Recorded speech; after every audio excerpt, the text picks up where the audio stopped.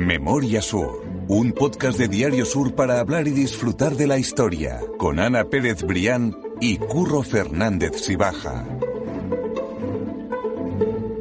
Hola Ana, ¿qué tal? Hola Curro, buenos días. Estamos hablando del penúltimo capítulo de la temporada y el episodio además número 40. Es una Cifra cifra redonda. Absolutamente redonda. Yo creo que cada 10 tenemos que recordarlo, incluso por nosotros mismos, para que veamos que lo estamos sacando adelante y que somos Hombre, capaces. es que ya dentro de poco celebramos un año y quién no iba a decir, Curro, No, ¿verdad? desde Cuando luego. pusimos esto en marcha, creo que fue en octubre, En octubre, sí. que íbamos a hacer 40 semanas y además, bueno, has dicho penúltimo capítulo de la temporada, nos vamos a ir de vacaciones Eso. una semanita. Que nos lo permitan, por favor, Pero, que es necesario para ellos también. Pero 40 semanas seguidas, Consecutivas. ininterrumpidas. Sí, es verdad que no hemos fallado ni siquiera en Navidad. Ni en Navidad, no. En Navidad nos organizamos para Sí. tener emitido esos capítulos y yo creo que también la gente lo habrá agradecido, que son historias Sí, hombre, que de eso Málaga semanales. Y... de no dejarlos solos, pero bueno, en esta ocasión lo sentimos, pero nos vamos a ir de vacaciones en agosto, necesitamos desconectar, pero bueno, llegaremos para la temporada siguiente con muchísimas sorpresas y por supuesto con nuevas historias. Desde luego. Así que, pero la verdad es que cifra redondita, 40, ¿eh? 40 es un número precioso además. Ana, dime qué te dice a ti el nicho 2300 del cementerio de San Miguel de Málaga.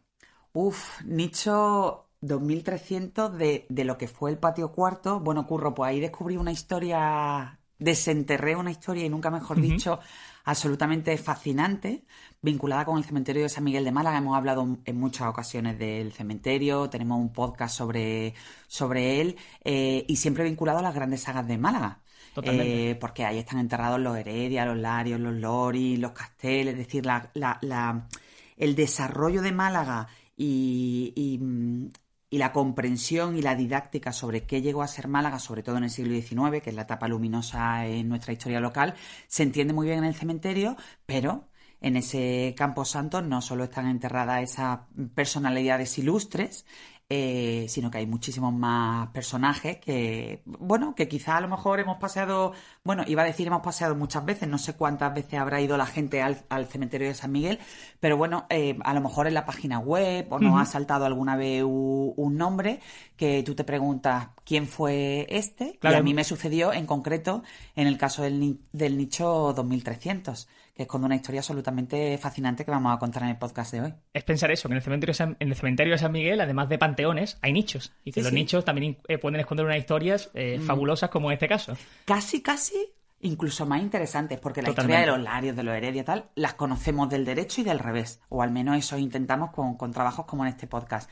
Pero esas historias tan desconocidas que tú dices, ostras, es que la de hoy realmente responde a eso, sobre todo por un nombre que había en ese nicho. Tú imagínate, Curro, ponte en situación, ir paseando por el cementerio de San Miguel y de repente ver en un nicho un nombre, Karpovich Alvin, 1908-1979, gángster. Que ese Estados Unidos. Eso es que ese es el nombre de este episodio. O sea, que es que, claro, no podía ser Totalmente. otro porque te deja con ganas de más. Sí. Es espectacular. Por eso vamos a contar una historia que es absolutamente increíble, que nos va a llevar desde Canadá hasta Málaga, pasando por la prisión de Alcatraz. Es una Efectivamente, por la historia Roca. increíble. Sí, por la Roca, eso es. Así que no vamos a esperar más. Vamos a contar ya la historia de quién fue Alvin Karpis.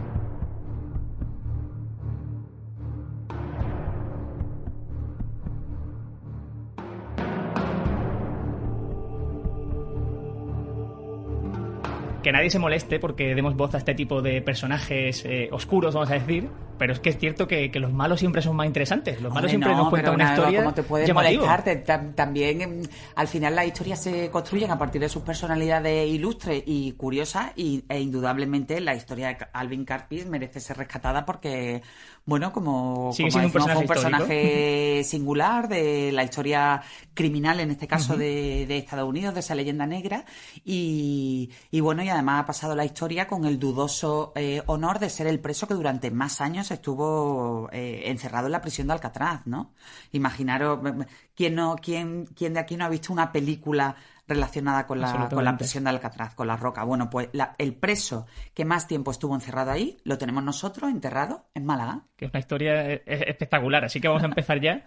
Y vamos a empezar por el principio, que no puede ser de otra forma. ¿Dónde nace Alvin Karpis? Pues mira, él nació como Alvin Francis Karpovich, y lo que pasa que luego se puso como nombre de pila para hacer su su carrera criminal se puso Alvin Karpis. Fue hijo de inmigrante lituano y nació en concreto en Montreal, Canadá. Pero, sin embargo, se crió en Kansas, en Estados Unidos. Allí empezó, siempre se dice que en las vocaciones criminales desde la infancia tienen muchísima raigambre, ¿no? En el caso de Alvin Karpis, pues de esta persona, fue así porque desde pequeño, posteriormente en todos los escritos que hay relacionados con su historia, con su historial criminal, pues ya se dice que desde que era pequeño, desde los 10 años aproximadamente, pues ya era una persona que se dedicaba pues a tener primero malas compañías, que yo creo que eso es el origen de todo, pero después, por ejemplo, pues con rotura de escaparates, con todo tipo de pequeños hurtos, pues que rápidamente lo pusieron en el foco de la policía, ¿no? Claro, porque ya sabemos que desde el inicio Alvin Karpis era un niño problemático que generaba problemas allá donde iba, cometía delitos desde los 10 años prácticamente, si no me equivoco, tal y como se recoge en el periódico. Su pandilla, de hecho, eran contrabandistas y proxenetas. O sea, imagínate tú qué buena referencia y qué buen ejemplo. Qué compañía, de luego. Y como decimos, cuando ya tenía apenas 22 años, cuando ingresa en primera vez por prisión. O sea, que ya tenía una serie de antecedentes y se crió, si no me equivoco, en parte en un reformatorio, ¿no? Sí, él antes de los 20 ya había sido condenado a 10 años en un reformatorio por un intento de robo, pero ahí escapa, logra escapar y después de unos meses, pues siguiendo con su escalada criminal, termina ya así ingresando en 1930 en una prisión estatal de Kansas. Y ahí es donde conoce a uno de sus principales compañeros de crímenes, que se llamaba Fred Barker, y pues con él pasa a la historia criminal de Estados Unidos y por supuesto comienza a ser un auténtico quebradero de cabeza para la policía de la época y para el FBI, ¿no? Claro, porque en esa prisión de Kansas se cocina esa relación entre Barker y Karpis, y esa pareja pasa a ser prácticamente, con los años, un símbolo de resistencia, de vida lejos de la ley, de rebeldía, y que tiene incluso sus admiradores y que tienen incluso una canción en honor a sus figuras. Bueno, sucede mucho con el tema, con figuras criminales que al final se convierten en iconos casi románticos, ¿no? O sea, por ejemplo, yo creo que a todos nos viene a la cabeza, también habremos visto cientos de películas sobre Bonnie and Clyde, por ejemplo, que fueron también contemporáneos de Karpis y Barker. Y efectivamente, Karpis y Barker,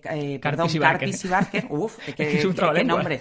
Pues fueron tan famosos en la época que incluso tuvieron una canción que fue un rompepistas en los años 70 que se llama Baker de Bonnie M.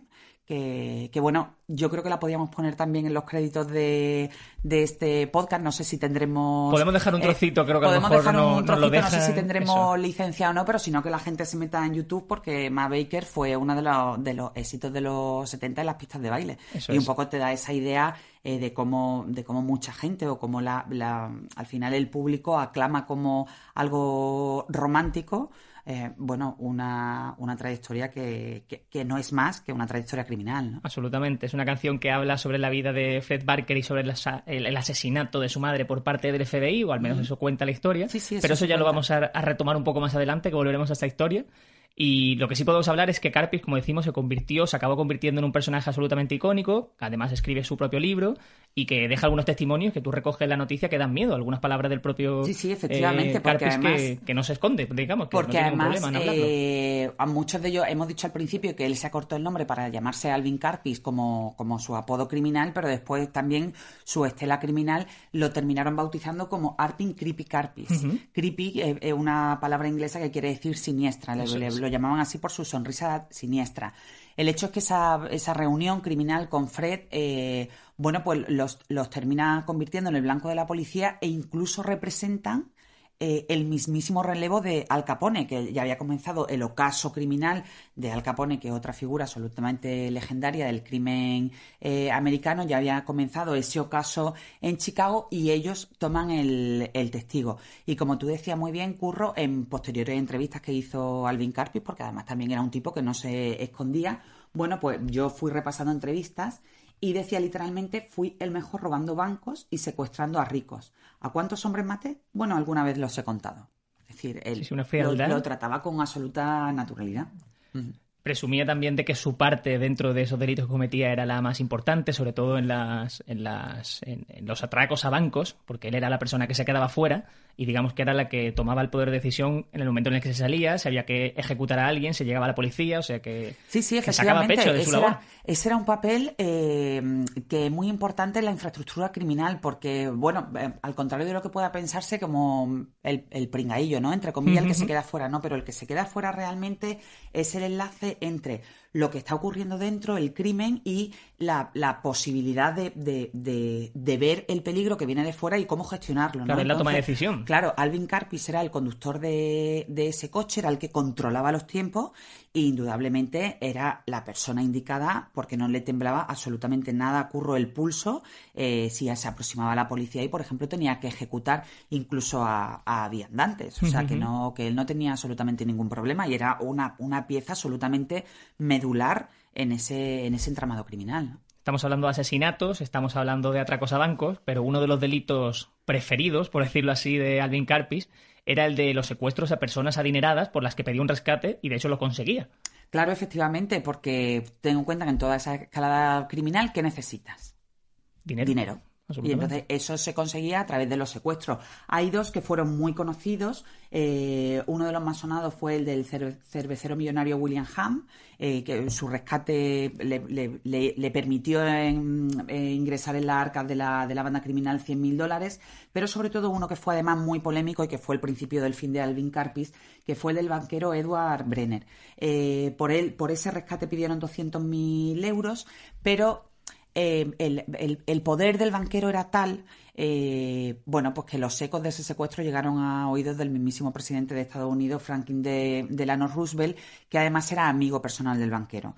El presidente se tomó muy mal el secuestro a su amigo y fue el encargado de encargar, perdonadme la redundancia, pues que a Alvin Karpis y a Fred pues había que apresarlos y había que terminar ya con esa estela criminal que realmente estaba suponiendo un auténtico quebradero de cabeza para las autoridades, ¿no? Claro, yo creo que para que la gente lo entienda, estábamos hablando antes de que Se rompe pistas era de los 70, pero realmente la historia que estamos contando estamos en los años 30 Sí, claro, Estados Unidos. estamos en los años 30. Y es en esos años 30 cuando, como tú dices, el presidente de los Estados Unidos forma un grupo de agentes supercapacitados, como tú citas en la noticia, para que se ponga fin a toda esa red de gángster, no solamente con esa banda criminal de Karpis y Barker, sino como muchísimos más ejemplos que había en esa década en Estados Unidos. Sí, efectivamente, los llaman los escuadrones voladores y se emplearon a fondo en limpiar, ¿no? Limpiar, que ese término que se utiliza en la jerga policial, las calles de esta gente. Los resultados tardaron muy poco en llegar y por dar algunas referencias, solo en 1934, como bien dice, estamos hablando de los años 30. Ten en cuenta que antes hemos dicho, Curro, que Karpis conoció a Barker en prisión a principios de los 30, o sea, es decir, su escalada criminal no se prolongó durante más de una década, pero fue absolutamente intensa. Bueno, pues mataron a criminales míticos como John Dillinger, Bonnie and Clyde, que hemos hablado ya de ellos, Pretty Boy Floyd, Lester Babyface Nelson, John Red Hamilton, Homer Van Meter, es decir, que fue un trabajo absolutamente intenso. Y entre esas personas con las que acabaron con su vida estaba el íntimo amigo de Alvin Karpis, Fred Barker, y también su madre, exactamente, sí, que esa es la historia que cuenta la canción de Boney M. Es la historia que cuenta la canción de Boney M y existe todavía la leyenda un poco en la nebulosa esa de qué ocurrió realmente, pero sí parece que la madre de Ted Barker, que no pertenecía a la banda criminal, pero que sí de alguna manera hacía de encubridora y que terminó acribillada a tiros por el FBI. Ahí, claro, lógicamente, la madre de Barker termina acribillada, pero también el propio Alvin Karpis tuvo que hacer frente, como se dice, a bajas involuntarias, ¿no? Claro. En una de esas refriegas, cuando a él finalmente lo detuvieron, él estaba con su novia, que estaba embarazada de 8 meses, se llamaba Dolores Delaney. Y bueno, a ella le dispararon en un muslo y él, en lugar de quedarse para asistirla, huyó. Y la historia dice que nunca más supo de ella, ni siquiera del bebé, que tampoco se preocupó. Era un tío que realmente era bastante frío, eso sí está confirmado. Y tú fíjate cómo tuvo que ser la historia, que al final en esa soledad, ¿no? En ese abandono, fueron los propios padres de Alvin Karpis los que quizás se sintieron de alguna manera obligados o responsables de aquella historia y terminaron adoptando a Dolores y al nieto, ¿no? Claro, es que me llama la atención cómo esa vida paralela, ¿no? Por una parte, la vida criminal, y por otra parte, obviamente, la vida familiar, porque, como decimos, llegó a ser padre, llegó a tener una relación, bueno, estable, por lo menos fue padre en esa relación, y me llama la atención cómo se puede compaginar esas dos vías. Bueno, al final la escalada o el ascenso en el mundo criminal implica pues dejar muchas cosas atrás, ¿no? Y una de las cosas que tienes que dejar atrás en algunas ocasiones es a la propia familia, y desde luego a Alvin Karpis no le tembló absolutamente nada el pulso. En aquella frenética huida, claro, con el FBI ya pisándole los talones, porque hay que recordar también una persona absolutamente imprescindible en esa historia del FBI, que yo creo que muchos recordarán, que fue J. Edgar Hoover, que fue director del Servicio de Inteligencia, que estaba absolutamente obsesionado con apresar a Karpis. Bueno, pues en esa escalada de huida se habla también de otra de las leyendas, que Karpis era un buen amigo de un cirujano que le consiguió borrar las huellas dactilares, ¿no? Para intentar diluir su paso huella, por claro. los crímenes, sí, es espectacular. Y aparte contabas también la noticia que de ese cirujano al poco tiempo desapareció, al poco tiempo de saber que tuvo contacto, o sea que... Al final... Mucha leyenda alrededor. Sí, mucha leyenda y muchas casualidades. Al final yo creo que todo el mundo que más o menos de manera más o menos transversal termina mezclándose con el AMPA, pues termina salpicado de una u otra manera, ¿no? Y fue el caso de este cirujano que misteriosamente, entre comillas, desapareció al poco tiempo de asistir a Alvin Karpis, ¿no?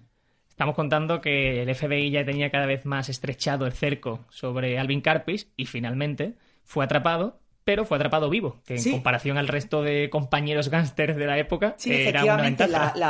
La consigna que se dio a las autoridades del FBI es que aquello tenía que solucionarse y aquellos gángsters y aquellos capos tenían que ser capturados vivos o muertos. La suerte o la mala suerte por el futuro que tuvo de Alvin Karpis es que fue capturado vivo, mientras que todos sus demás colegas fueron acribillados, resultaron muertos, ¿no?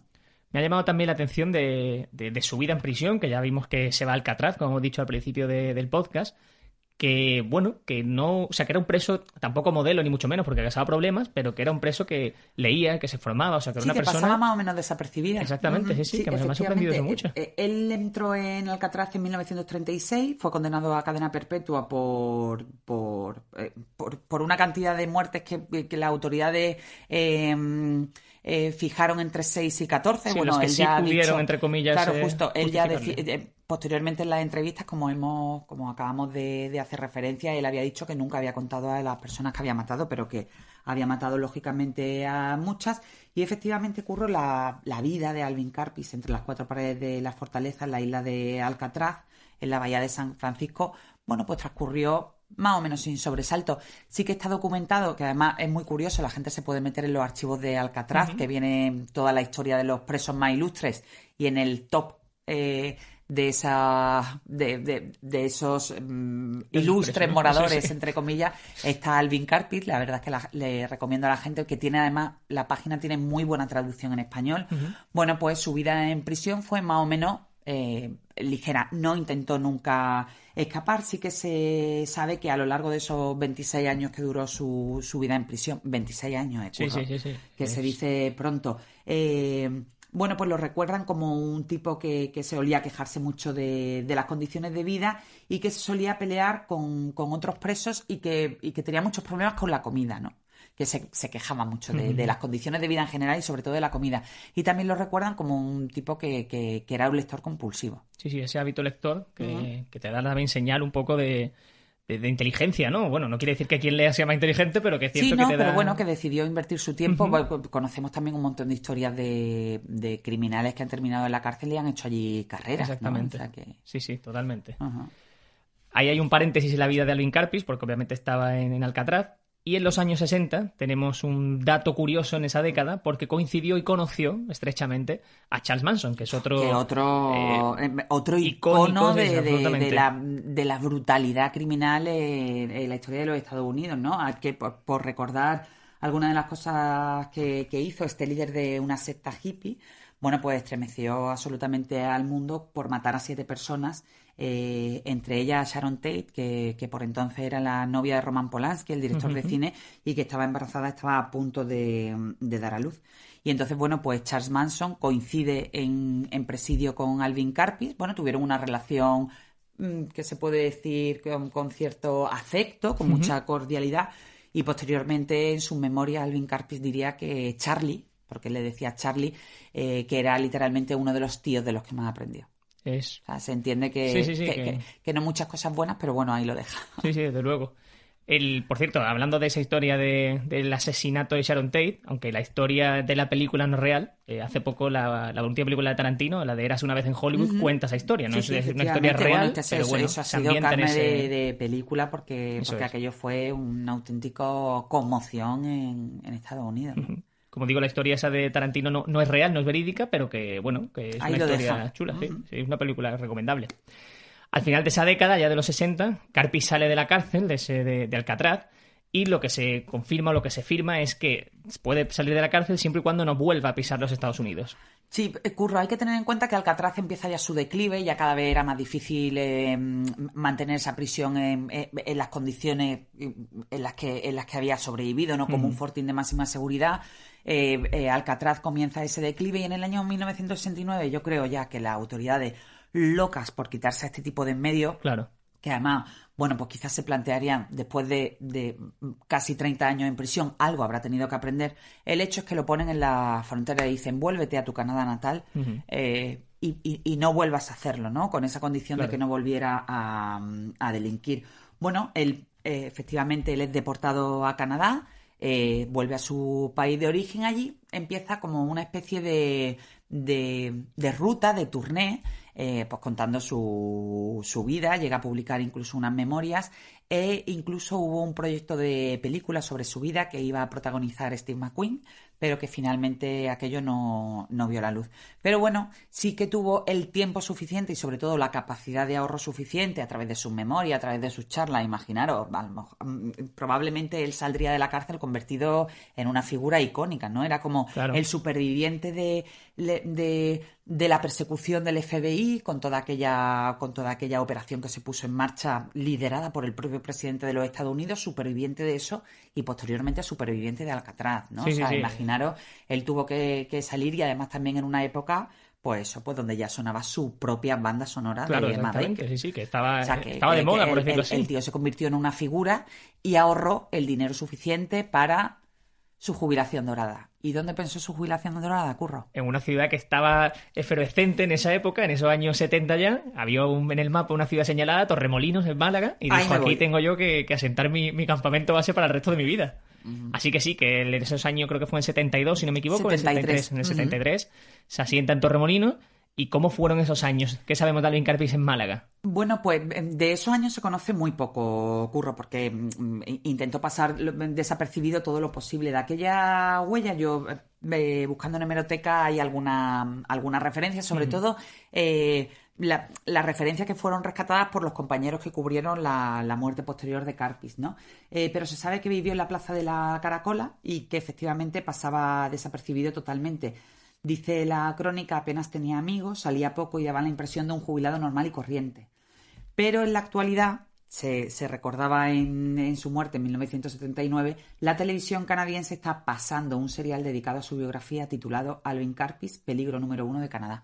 O sea, imagínate para sus vecinos lo que sería realmente descubrir quién era ese jubilado casi apacible, ¿no? Sí. Que de repente había llegado a Torremolinos en pleno boom turístico buscando pues su retiro dorado, ¿no? Espectacular, ¿no? Es que lo de siempre saludaba, ¿no? Como los vecinos siempre saludaban. Efectivamente. Bueno, y además también en una época, yo supongo que casi igual que ahora, ¿no? Que no te preguntan mucho ni de dónde vienes ni a dónde vas. Tú eres un jubilado y estás en tu retiro y mientras no crees problemas, y parece ser que Alvin Karpis ya en la madurez, en la gran madurez, pues no los creó. Bueno, pues efectivamente fue un vecino más. Exactamente. Sabemos que murió en 1979, sabemos que hay una noticia de este periódico cubriendo ese fallecimiento, Y de hecho yo recomiendo verla. En las notas del podcast dejamos como siempre la noticia y se ve incluso el titular del periódico de ese año. Es muy curioso. Otra cosa de las que se recuerdan de Alvin Karpis, que se me ha pasado comentarlo, es que era un tipo que no había perdido su interés por conquistar mujeres. No, sí sé que se recuerda que tuvo varias relaciones con chicas que eran bastante jóvenes que él.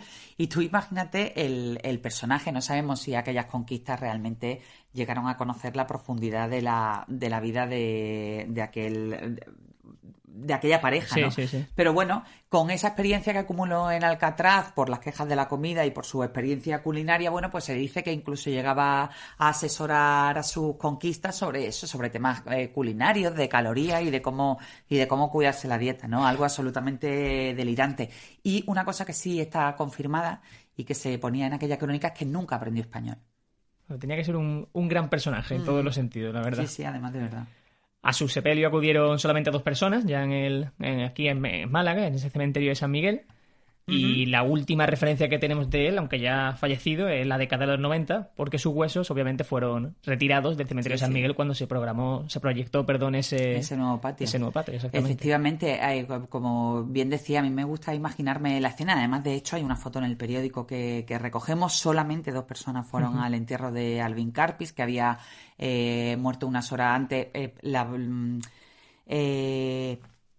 La causa oficial fue un infarto, un ataque al corazón, pero bueno, siempre, como todo en su vida, está rodeado de leyendas y hay voces que dicen que pudo ser un suicidio o un ajuste de cuentas. El hecho, como bien dices, que fueron solamente 2 personas a su entierro, o sea, da la medida, ¿no?, de la escasa huella, las escasas relaciones que él hizo aquí en Málaga y en concreto en la Costa del Sol. Y como bien dices también, en los años 90 termina le esperaba quizás su último viaje, porque ya es cuando se proyecta ese patio, ese jardín urbano que termina abrazando al cementerio de San Miguel, por cierto, muy bonito. Desde aquí se lo recomiendo a la gente porque es un sitio fabuloso. Bueno, pues uno de los damnificado, entre comillas, de aquella remodelación urbana fue precisamente el patio cuarto, que allí, entre otros, estaba el nicho 2300 de Alvin Karpis y sus huesos. Bueno, aquella operación fue bastante compleja porque era desalojar los nichos y ponerse en contacto con las familias tras la apertura de los nichos para ver quién se quería hacer cargo de los familiares. En el caso de Karpis, como era de esperar, no hubo nadie que lo reclamara, y sí, esos huesos pasaron al osario común donde reposan ahora, que en Parcemasa, ¿no?, en el cementerio de San Gabriel. Así que ahí tenemos los restos de Alvin Karpis a día de hoy y lo que nos queda su historia, que es interesantísima, como hemos podido comprobar durante todo el capítulo. Sí, efectivamente. Bueno, él fue... No sé si terminaba mi reportaje diciendo que era el depositario de una de las historias más fascinantes de las sagas de criminales. Eso sí. No sabemos si es el único o no del cementerio, pero yo estoy absolutamente segura de que es el más interesante. No, sin duda. Desde luego son esas historias escondidas que no sé cómo encuentras, que vas buceando y vas encontrando tú. Son fascinantes. Tiene todo el mérito. Así que me ha encantado contarla, me ha encantado compartirla y nos quedamos citados ya para la semana que viene, que como siempre nos pasamos de tiempo, pero bueno, ¿qué vamos a hacerle? Pues nada, es que aquí nos enrollamos con la historia, nos encanta. Siempre pensamos que vamos a hacer podcast cortitos. Sí. Nos dijeron al principio que sean de 15 minutos, que es el tiempo que tarda la gente el trayecto de casa al trabajo, unos 15 minutos, 15-20. Pero bueno, nosotros nos metemos en harina. Hacemos el trayecto de ida y el de vuelta. Que la gente Bueno, también como ahora es verano, tenemos más tiempo para escuchar el podcast. Se puede repasar la historia hasta septiembre. Claro además, de verdad. Pues Ana, mil gracias, de verdad. A ti siempre, Curro. Memoria Sur es un podcast de Diario Sur. Escucha un nuevo episodio cada semana en iVoox, Spotify, Apple Podcasts y consulta las referencias de este episodio en diariosur.es.